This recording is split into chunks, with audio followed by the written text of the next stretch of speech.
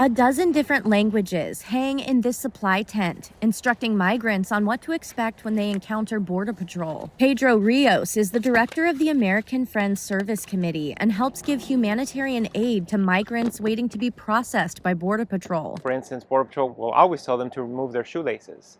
And if we tell them that beforehand, then they could prepare for that rather than having to have Border Patrol agents yelling at them the instructions, and they're not understanding what they're being told to do. He finally has the chance to restock their supplies in a rare moment of quiet, as San Diego has now become the top region along the southern border for migrant arrivals for the first time in decades, according to the latest government figures. This video shows how busy the area can get, with hundreds of migrants from as many different countries waiting to be processed by Border Patrol. There are many people from Latin America, many people from different African countries, from Eastern European bloc countries, from Asian countries, from the Middle East. And with more than 30,000 arrests last month, it was the busiest of Border Patrol's 9 sectors along the southern border for the first time since the 90s. San Diego County Supervisor Desmond has been visiting with migrants as they enter the U.S., often as Border Patrol releases them onto the streets of San Diego. According to Border Patrol data, there have been more than 140,000 street releases since September. It's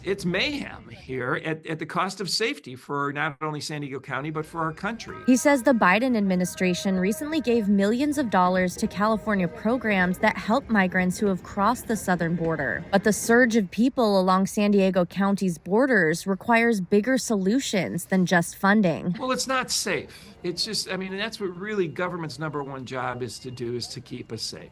I want immigration, but this is just overwhelming. Pedro says the border crackdown in Texas might be responsible for some of the shift. The way we've described it in the past is if you grab a balloon and then you squeeze it in one area, it's going to pop up in another area. And I think that's what's happening here. Preparing to receive however many migrants cross in the days ahead.